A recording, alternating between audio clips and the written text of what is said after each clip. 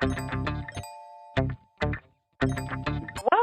to Just Minding My Business Radio, where we are moving at the speed of God, learning what we didn't know we didn't know. I'm your host, Ida Crawford. And I'm your co-host, Ruth Haskins. So grab a pen and paper and get ready for information that you can use.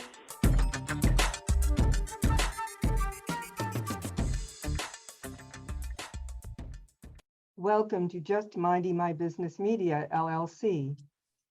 Consider product placement with Just Minding My Business Media, LLC. Visit our website at jmmbmediallc.com to discover digital products to 10x your business.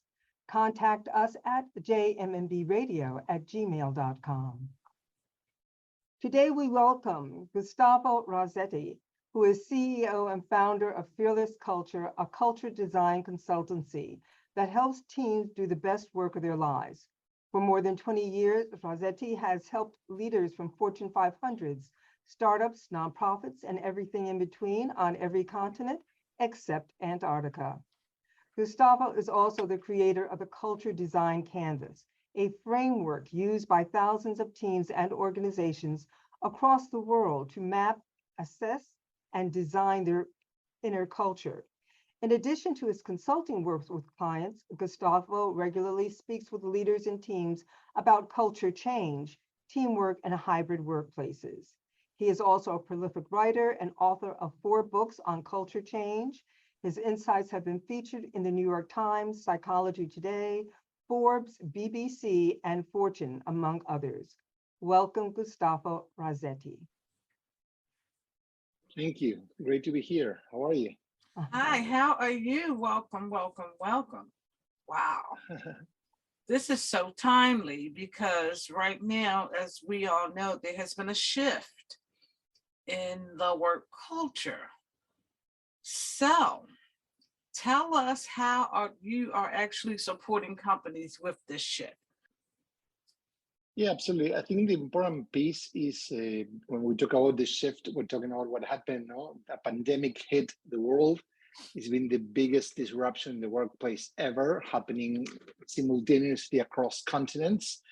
And I think that what happened is we were all working in a, for lack of a better term, 9-to-5 shift or 9-to-7, whatever that was. And then the pandemic forced all the companies to work remotely. But after that, now we're seeing that companies are starting to design what's next. So some companies believe, okay, if we were able to thrive working remotely, what if we create this hybrid workplace, which is bringing together the best of both worlds, the best of working in person and the best of working remotely. So that's what we're trying to, or doing with clients, is understanding that the change that happened, to your point, in the past 2 years is not going away, and people have uncovered this basic benefit of flexibility, not to choose not only where they work from, but also when they work and how they design the work. So we are basically helping clients balance what team members want with what organizations need to make sure everyone is happy.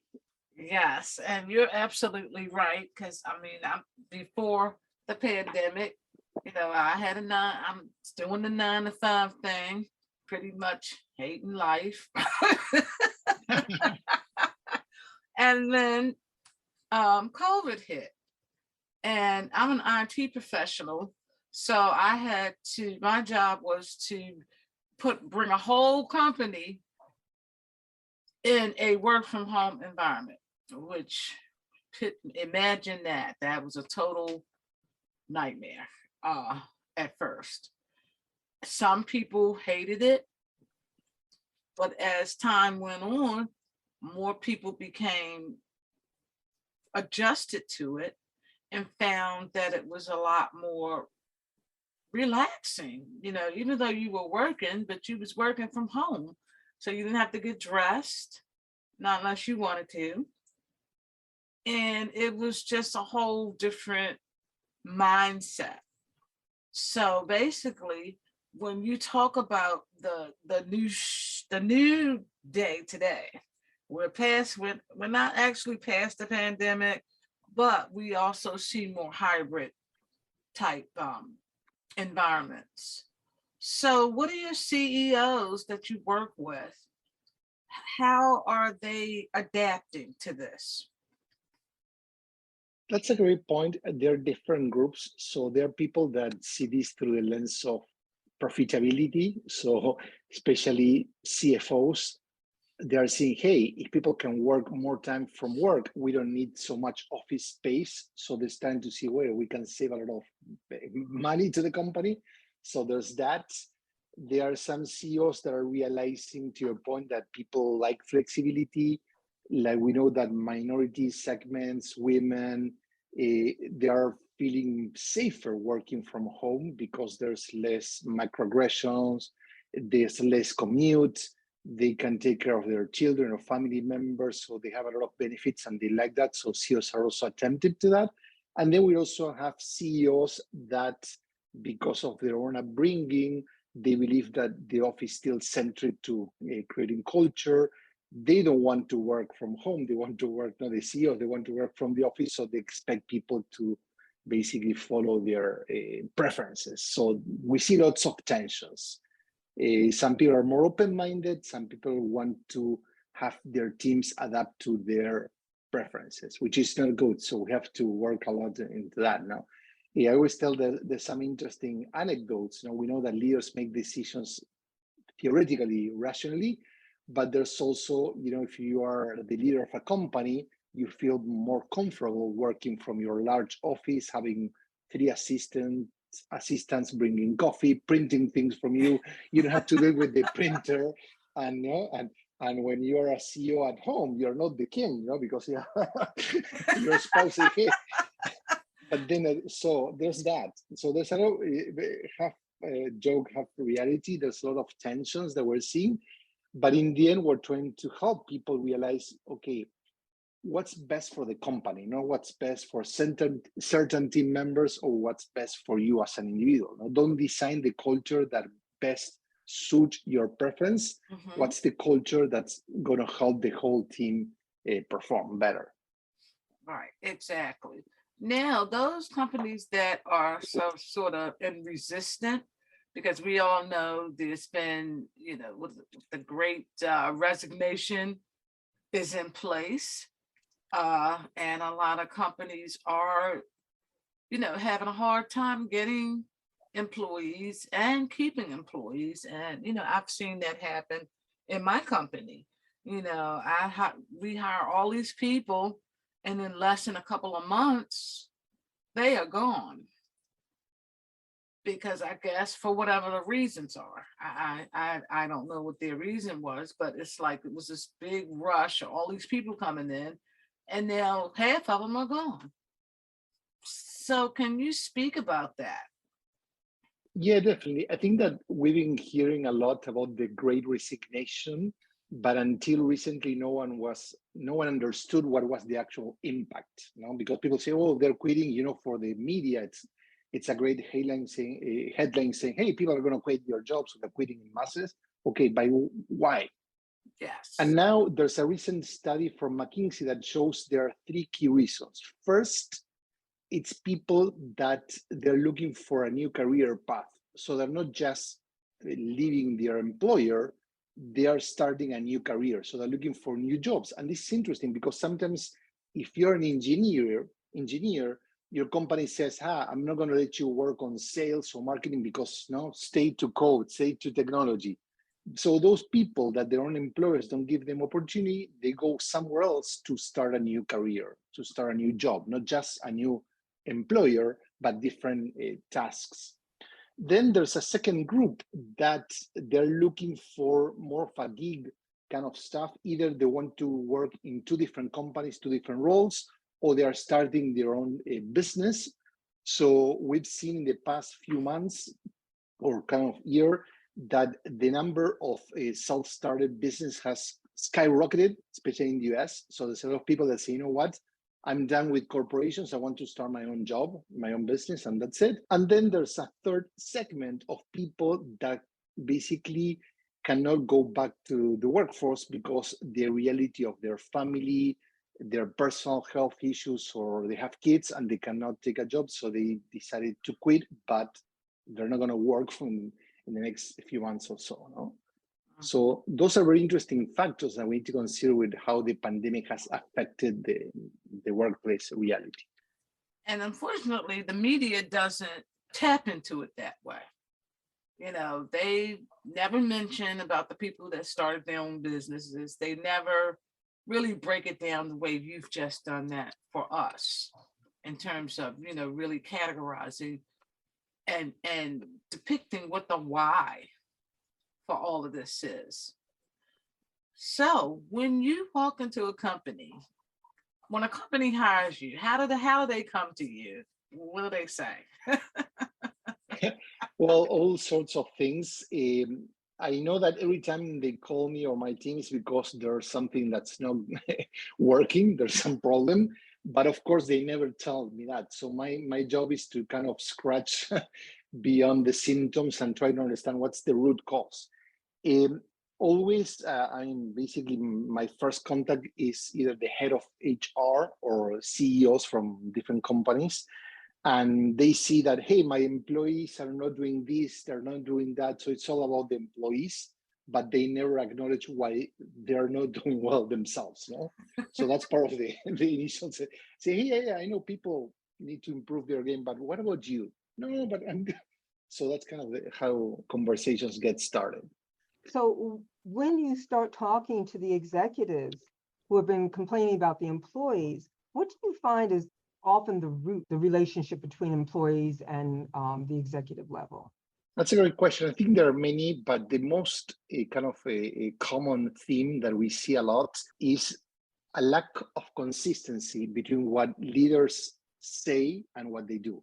For example, they tell their employees, we want to be more creative, more innovative, we want to disrupt the business. But then when someone comes up with a new idea, different thinking, or they cross the red tape, then boom, people get punished or called out because of that. So I think that the leaders tend to have a more beautified version or vision of their own culture because they're there at the top and they think that things are going much better, that people are happier than they really are. So basically reconciling that gap, it's critical to kick off productive conversations. So would you say then that the executive or the higher ups, however you want to phrase it, they kind of like need to get their feet on the ground, get down in the trenches with their employees, more or less? Absolutely. And one of the things that we do, like a first step, is to help them map their culture. What's the current culture? And we do that. You mentioned the culture design canvas. That's a tool that we use. And we have different like group sessions with teams in different levels, different departments to see what's working, what's not working in terms of the company values, the behaviors that they reward, what are the company priorities, how they practice feedback, how safe do people feel to express their opinions or to challenge their leaders. And then we bring all those findings together and we can tell them, look, this is how your leadership team sees the culture, this is how middle management sees the culture, and this is how the rest of the employees see it, so we can start kind of working from there. Okay, so that sounds really the way to do it, absolutely. So once this data is compiled, who gets, I guess the CEO of the company gets the results from the different conversations, and what is their feedback? I mean, I would say that even though at the beginning of the process more are resistant to this, when they see that we bring all the insights together, when they see, look, this is working, we need to build from here, we need to also get rid of this, we need to improve that, and they see that there are facts behind it, they really open their minds and they're more willing to change things. Because it's not just, I mean, usually they hear from people, hey, I don't like this, I don't like that, but it's more like a headline. They don't get the details, they don't get the depth. So I think that we get very deep into those kind of findings, and that's great for them. So they really get excited about, now I know what's working, what's not working. So they have a clear map for move things forward. So if people want to get in contact with you, how do they do so? Well, they can look at me in LinkedIn. I mean, I don't think there's another Gustavo Razzetti. So if you spell my name right, I'm the only one that's CC. And if not, they can go to our website, which is fearlessculture.design. We have a blog. They can subscribe to our blogs, blog posts, and tools. Yeah. I love the name of your company, Fearless. Thank you. The title of your book is Remote, Not Distant: Design a Company Culture That Will Help You Thrive in a Hybrid Workplace. What were some of the worst and best practices that you uncovered while you were doing your research for this book? That's great. I mean, I think that the best practice is that on one hand, you need to be very open to provide people with flexibility. So as I mentioned before, so let them choose where, when, and how they want to work. But also on the other hand, making sure that that works for the entire team, because each person has different preferences. You need to be very obsessive when it comes to putting in place certain processes to be very disciplined. So how people are gonna report and document their decisions, to make sure that if I like to work early in the morning, you like to work late at night, well, we at least agree to certain time across the day in which every team member is going to be available, so we can schedule meetings and calls. So it's, once again, giving people a lot of freedom, but also a lot of discipline, so we can make that freedom work. On the other hand, one of the insights that we saw in which people are failing mostly has to do with a lack of trust. So we see that people have moved the presentism, managing by visibility. When people were full-time at the office, managers were there saying, hey, are you working? Are you checking social media? That kind of controlling approach. And now they're doing the same, but digitally. So basically they are scheduling meetings that are unnecessary just to make sure people are available. They're controlling how many hours people spend online. They put tracking softwares to see if people are typing how many words per day to see if they're active. So that's basically a really bad practice, which is, if you don't trust people, not only people are not going to trust you, but actually rather than being more productive, they're going to find a way to work around the system. Same way there are software to track what people do, there are softwares to simulate that you're working. If you want that, then okay. A foregone conclusion now. So my question is, how do the CEOs and whatnot, they're going to get what they need to be able to manage this. But what about the baseline employee? How are they going to get what they need to be able to thrive in this situation? Yeah, absolutely. I would start with basics, which is people need to have the right environment and equipment to do their job. So not everyone has the luxury of, even if it's not a dedicated home office, but at least a space in which they can work from.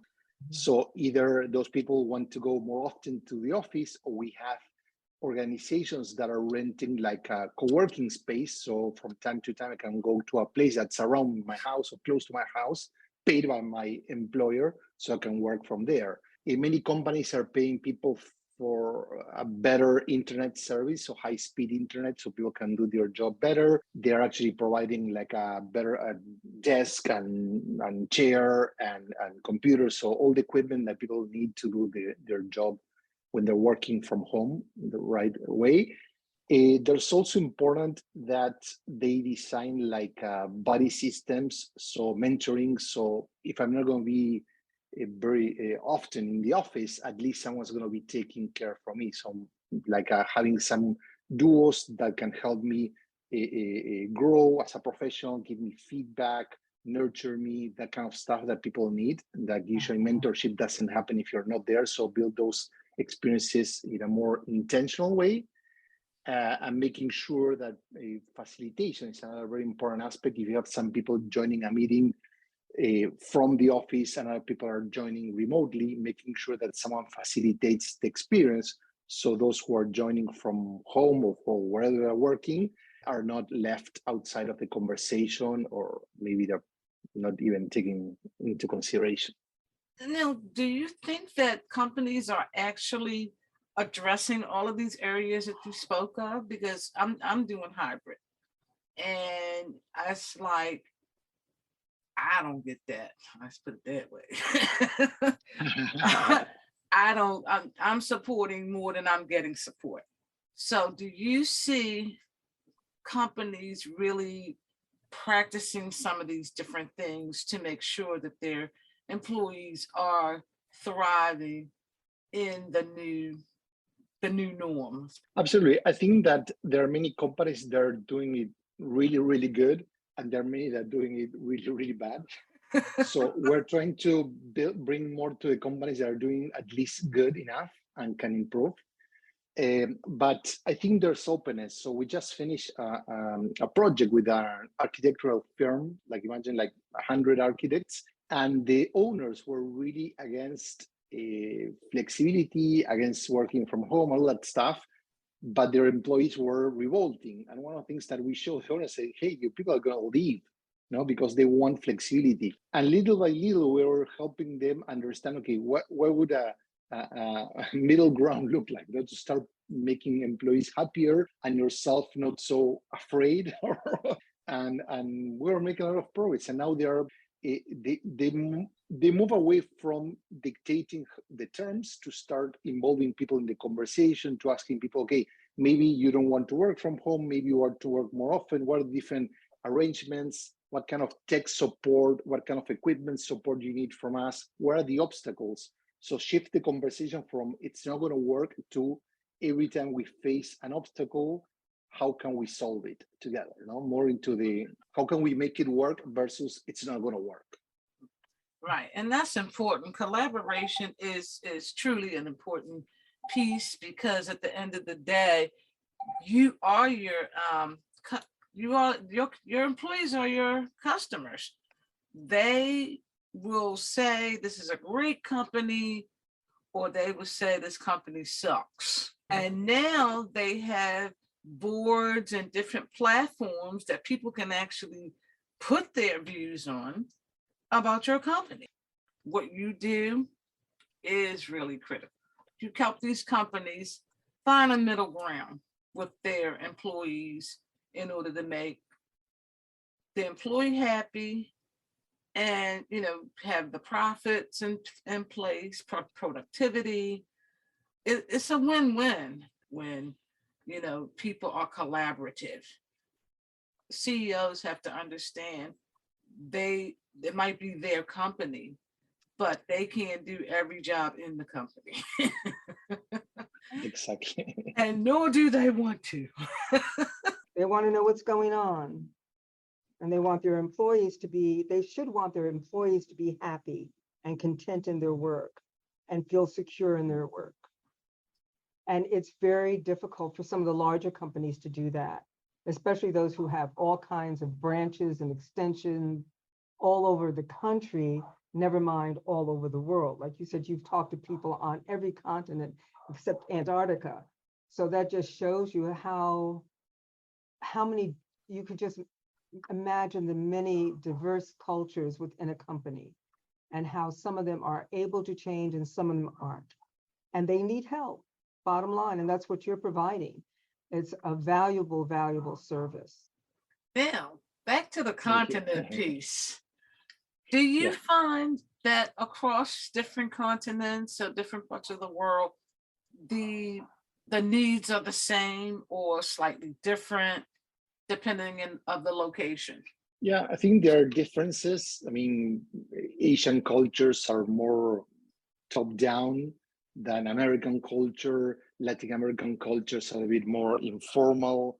In Europe, the role of work, it's different. So people work to live, they don't live to work. live to work. But in the end, one thing that I also see a lot is that, that macro culture, your region or continent or country culture matters, but sometimes people overplay it. Every time I'm working with clients in different regions, they say, no, in Mexico it's different, in Spain is different, in the UK is different, in Canada is different. Everyone feels that, but then in the end, there are a lot of commonalities because we are all human beings. I mean, we live in a very global society. We watch lots of movies and TV shows and read books that basically affects how we are. I mean, of course, there's still a baseline of individual cultures, but we have become so global as human beings that we are affected by those same, we have the same issues all over the world. No? Absolutely. Wow. Wow, this has been awesome. Awesome, awesome. And again, how do people get in touch with you to work with you? Well, once again, they can Google me on LinkedIn, or they can go to our website, fearlessculture.design, and there you can find all our contact information. Okay, real quick, the tools you use. Can you talk a little bit about the tools that you use? Yes, absolutely. We have a different set of tools. The most important is what we call the culture design canvas, which is like a visual tool to map the different elements of the company culture. And based on that, then we have many more tools, depending if you want to zoom in into feedback or team rituals or decision making, depending of the elements that you want to work with. We have more tools.